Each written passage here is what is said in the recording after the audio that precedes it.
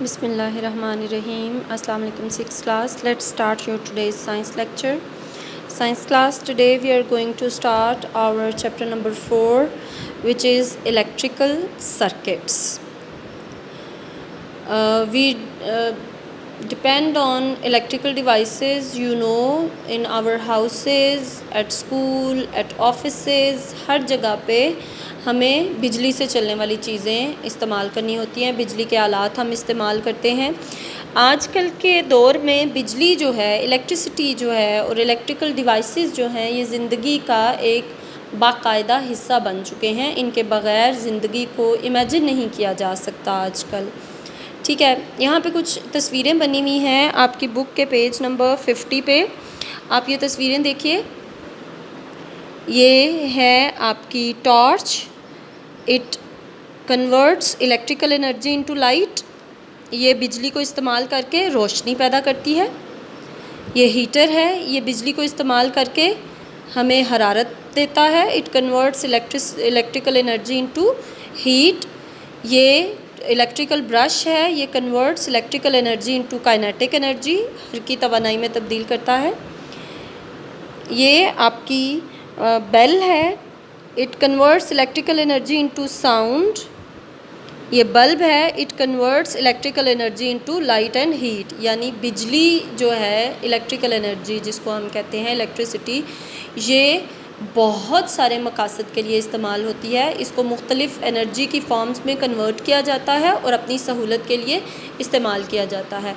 आप देखेंगे आपके घर में हर जगह पे इलेक्ट्रिकल डिवाइसेस हैं जो कि एक तरीके से नहीं तो दूसरे तरीके से बिजली की पावर को यूज़ करते हैं, इलेक्ट्रिकल एनर्जी को यूज़ करते हैं और उसको कन्वर्ट करते हैं किसी और एनर्जी की फॉर्म में, और वो हमारे काम आती है।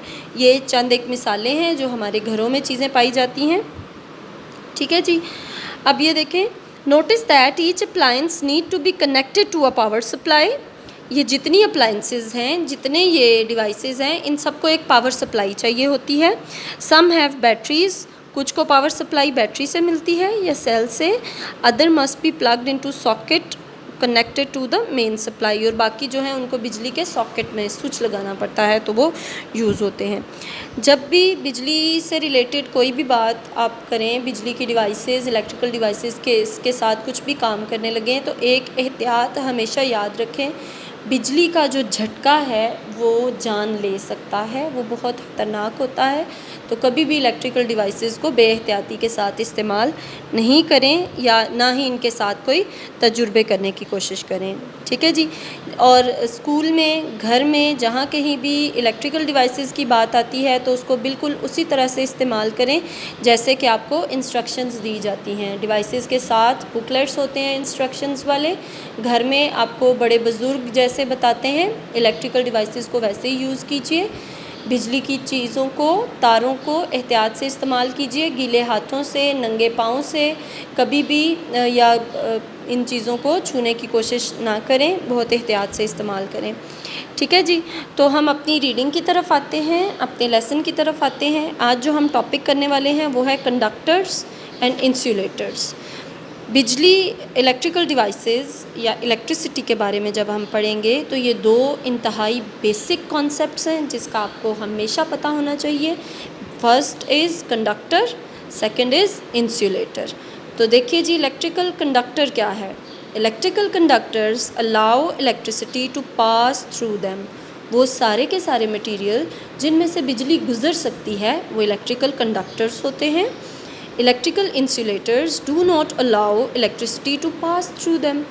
और जो मटेरियल जिनमें से बिजली नहीं गुजर सकती उनको हम इलेक्ट्रिकल इंसुलेटर्स कहते हैं। ठीक है जी। ये दो डेफिनेशंस हैं, बहुत इंपॉर्टेंट हैं। जब भी इलेक्ट्रिसिटी या इलेक्ट्रिकल से रिलेटेड कोई भी बात आएगी तो उसमें ये दो जो कॉन्सेप्ट हैं ये आपको हमेशा होने चाहिए, आपको पता होना चाहिए, इलेक्ट्रिकल कंडक्टर्स और इलेक्ट्रिकल इंसुलेटर्स। हमारे पास बहुत सारे मटेरियल्स होते हैं जो हम इर्द गिर्द देखते हैं, उनमें से कुछ इलेक्ट्रिकल कंडक्टर्स होते हैं और कुछ इंसुलेटर्स होते हैं। ये टेबल देखिए, कंडक्टर्स हैं सिल्वर, कॉपर, एल्युमिनियम और कार्बन। ये 4 कंडक्टर्स हैं। इंसुलेटर्स हैं ग्लास, रबर, वुड, प्लास्टिक। यानी ये वो चीज़ें हैं जिनमें से बिजली नहीं गुजरती और ये वो चीज़ें हैं जिनमें से बिजली गुज़रती है। ठीक है जी। Good conductors such as copper are used when a good electrical flow is needed, for example in electric wiring.